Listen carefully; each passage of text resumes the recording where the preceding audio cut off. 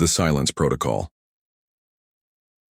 At 7:42 a.m., 29 bodies were found piled in the underground train tunnels of Arlington Station, burned, bullet-riddled, and stripped of all identification. The official report called it a terrorist clash. But the truth? It was the FBI, and it started with one man. Agent Eliza Ward had never seen a classified file sealed this tight. Codenamed Silence Protocol, it appeared briefly in a system audit, then vanished. The access log showed only 4 agents had ever viewed it, all ranked above Deputy Director Morris Kane. The 5th was Eliza's late father. He had died in a house fire ruled an accident. But that night, she'd found a charred hard drive hidden beneath floorboards, wrapped in his FBI credentials and marked with a handwritten note. "If this ever reaches you, don't trust the Bureau. And find Anton Kravik." Anton Kravik was a former CIA asset turned rogue cyber terrorist, or so the FBI claimed. But no photos, no fingerprints, no confirmed sightings existed. For over a decade, his name only surfaced when powerful people disappeared, or entire files were erased. Eliza's father had tracked Kravik to a secure compound in Virginia 3 years before his death. That compound now stood as Arlington Station. Eliza pulled old construction blueprints. What she found made her heart race. Beneath the station was a sealed zone labeled White Section, built post 9/11, never declared to the public. Last week, 32 civilians disappeared during a scheduled maintenance closure. Now 29 bodies were found. 3 were children. Eliza went rogue. Her own agency labeled her a security risk. She turned to someone who hated the Bureau more than anyone.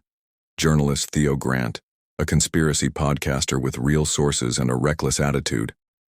Together, they decrypted her father's drive.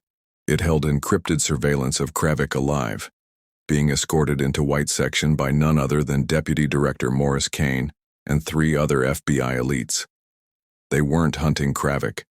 They were protecting him. Why? Because Kravik held a kill switch, controlling servers full of political blackmail, offshore bribe trails, and war crime files. Files that could topple senators, judges, and FBI leaders. The Silence Protocol was an internal order. Eliminate any threat to Kravik's protection no matter the cost.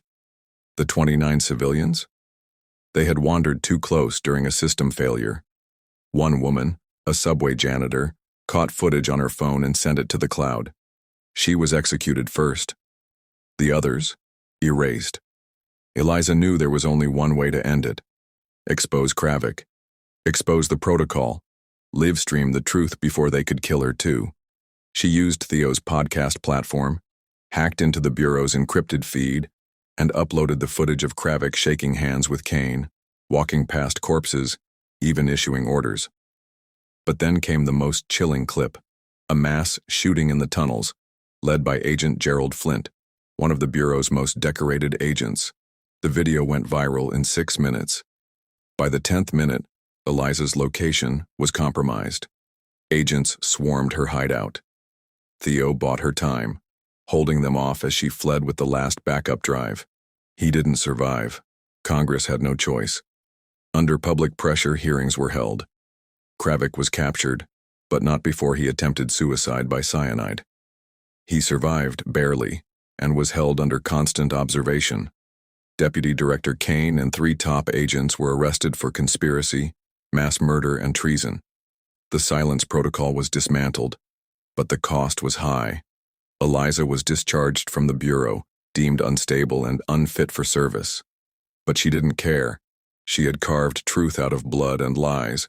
The families of the 29 victims now had justice, and the world finally knew that the Bureau wasn't always the hero.